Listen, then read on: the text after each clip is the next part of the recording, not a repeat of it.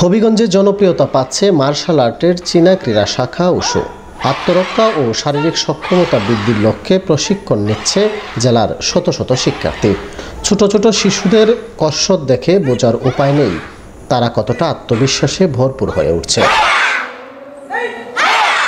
জেলার বিভিন্ন এলাকায় চলছে নিয়মিত উশু প্রশিক্ষণ। খুদে শিক্ষার্থীরা বলছে এ প্রশিক্ষণে তারা শিখেছে আত্মরক্ষার বিভিন্ন কৌশল।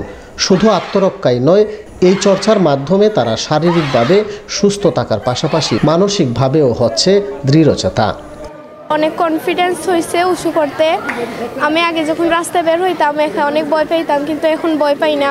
2-3 বছর ধরে উশু প্র্যাকটিস করি এবং আমি উশু প্র্যাকটিস করে 2 বছর কষ্ট করছি, বিকেএসপিদের ট্রায়াল দিছি। 2 বছর কষ্ট করে আমি চান্স পেয়েছি, পার্মানেন্টলি চান্স পেয়েছি বিকেএসপি। এটা শিখার পরে আমার অনেক ভালো লাগতেছে। আর 1 বছরে আমার অনেক কনফিডেন্স বাড়ছে। আমি এখানে অনেক কিছু শিখতে পারছি।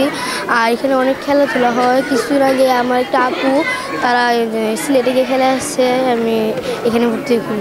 অভিভাবকরাও সন্তুষ্ট সন্তানদের এই পরিবর্তনে। তাদের মতে উশু চর্চার ফলে শারীরিক পরিশ্রমে সক্ষমতা যেমন বেড়েছে, তেমনি শিশুদের মধ্যে বেড়েছে শৃঙ্খলা ও মনোযোগ।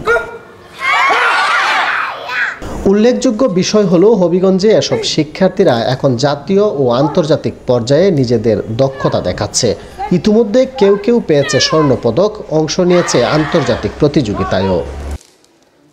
10 বছর আগে যাত্রা শুরু করা হবিগঞ্জ প্রজন্ম উশু সান্দা ফাইট ক্লাব এখন পরিণত হয়েছে জেলার অন্যতম প্রশিক্ষণ কেন্দ্রে।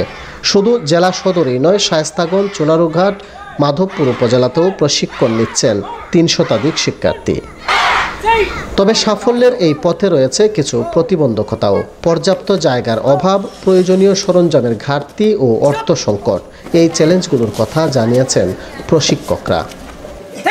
আমাদের এই হবিগঞ্জ জেলা উশু অ্যাসোসিয়েশনের মাধ্যমে এরা জাতীয় পর্যায়ে অংশগ্রহণ করছে, আন্তর্জাতিক পর্যায়ে অংশগ্রহণ করছে।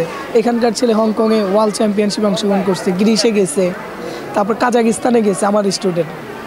তারপর দেখেন এই খেলার মাধ্যমে জাতীয় পর্যায়ে গোল্ড মেডেলিস্ট, গাউস মিয়া নামে একটা ছেলে আছে, গোল্ড মেডেলিস্ট। তবে আরও ভালো হইতো যদি কেউ আমাদেরকে সহযোগিতা কেমন, আমাদের অর্থ সম্পদ দরকার নেই, কিছু ইনস্ট্রুমেন্ট দরকার, ম্যাট, চেস্ট গার্ড, ওনারা বুঝে খেলাধুলা যা যা লাগে এরকম কিছু একটা। ধরুন আমাদের ভালো একটা জায়গা দরকার যেখানে আমরা প্র্যাকটিস করতে পারবো মন মতো। সরকারি পৃষ্ঠপোষকতা পেলে হবিগঞ্জে উশু খেলোয়াড়দের জন্য খুলে যেতে পারে আরও বড় মঞ্চের দরজা, এমনটাই প্রত্যাশা সংশ্লিষ্টদের।